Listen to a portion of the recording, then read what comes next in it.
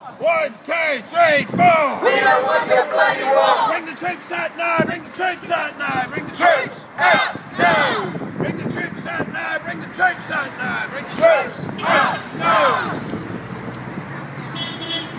Our role in this war is to prop up one of these sides in the civil war, which is a medieval regime run by Hamid Karzai in Kabul, and we say that our soldiers shouldn't be dying in Afghanistan civil war or to protect American power in Central Asia. And so we're saying to the government that they've got blood on their hands and to bring our troops home now. We're here to support the families of those who have been killed, who are calling for the government to bring our troops home now.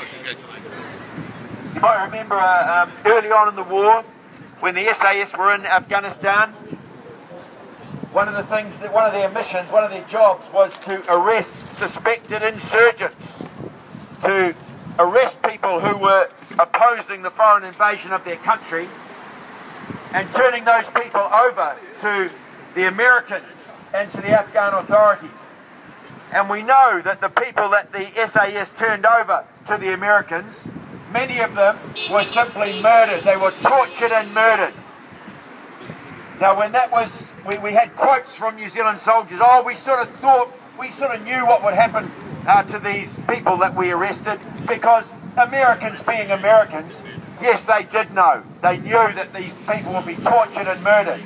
And that's what Americans have been doing in Afghanistan to any suspected insurgents they come across. But now we hand them over to the Afghan National Army. And supposedly, the Afghan National Army says they will support the Geneva Convention. But that's absolute bollocks. The Afghan National Army, you might remember, put a whole lot of people resisting the occupation into shipping containers, hundreds of them in shipping containers, and murdered them, closed it up, and those people died of suffocation. They died of heat stroke. So this is the sort of people that we're involved with in Afghanistan. We're involved with warlords, we're involved with drug runners, we're involved with corrupt politicians. Hamid Karzai, the person we're propping up, Hamid Karzai got the last election through fraud. These people are puppets of an American empire, and we have no place supporting them in Afghanistan. Our troops should come home. They should come home now. Troops home! No! Troops home! No! Troops home! No! Troops home! No! Troops home! No! Troops home! No! Troops home! No! Troops home! Around the presence of the New Zealand military forces, in particular those in the Bamyan province, who are part of what they call a provincial reconstruction team, are saying that we're not really there to fight a war. We're really there helping people, building things, and so on. Well, I think we have to say this is a fraud and a lie.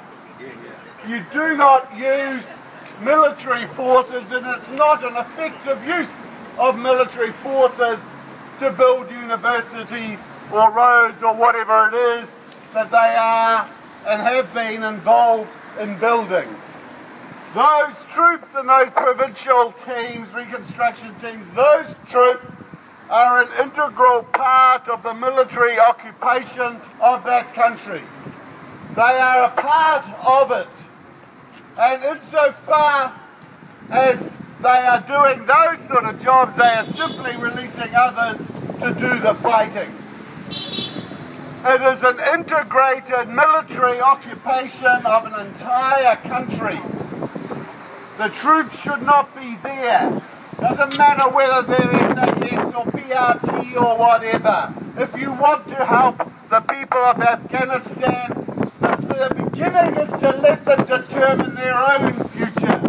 The beginning is to allow them to form their own government free of foreign interference. To form a government not of the elites, of the gangsters, of the warlords, of the drug runners, because those are the only people the United States can find to rule on their behalf, in that country, there is no hope that the Afghan people will rid themselves of that corruption, rid themselves of those warlords, rid themselves of the drug runners who run their countries. They will never be able to do it so long as they are under military occupation, and that military occupation includes all of those New Zealand troops in Afghanistan, and they should be brought home now. The United States is a nation of war. It practices terrorism globally by invading other countries for economic interests. And New Zealand has every interest economically to gain from free trade agreements, and that is why we're there. Had we wanted to help really the Afghanis, we could have done so at the times that the Russians were there and their massacres in Afghanistan, and we could have sent our reconstruction teams back then, but we chose to do so with the United States for economic interests. We are not helping at all. We're adding to the fire, and we should be out. There's no need for our soldiers to die, no need for the Afghanis to die, and to achieve peace and justice, we must be out of there ASAP as soon as possible. Thank you. I just think we're mired in a dreadful war that we should never have got involved in the first place, and the sooner we get out the better, because it's not doing anything for the Afghani people, and it's not doing anything for New Zealand to be losing troops in this wrong war. Basically, that's the way I feel about it. I think it's a wrong war that we should never have gone to. We went under a pretext that turned out to be totally hocus, and we've stayed for what reason? To support a government that we know is corrupt. We've read endless things about actions that our troops have taken, passing over prisoners for probable torture and things that go against the Geneva Conventions. It's a wrong war. We shouldn't be involved in it. Thank you. Today's protest is a call for New Zealand troops to be withdrawn from Afghanistan. It's the longest occupation that New Zealand's been involved in overseas, with troops joining a foreign occupation. They should be brought home now. There were media reports overnight saying the Taliban was specifically targeting New Zealand troops because we've got inferior weaponry and they don't want us there. Is that a sign that we really should pull out sooner than April?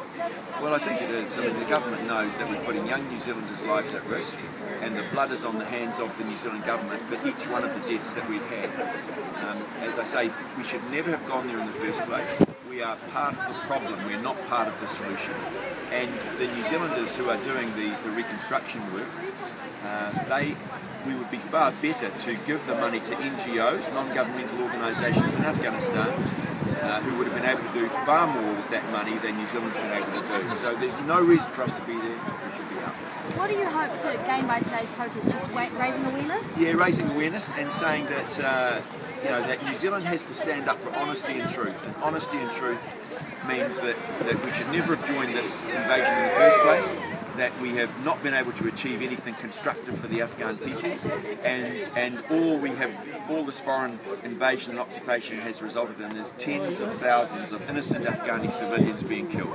Okay, what's next for you?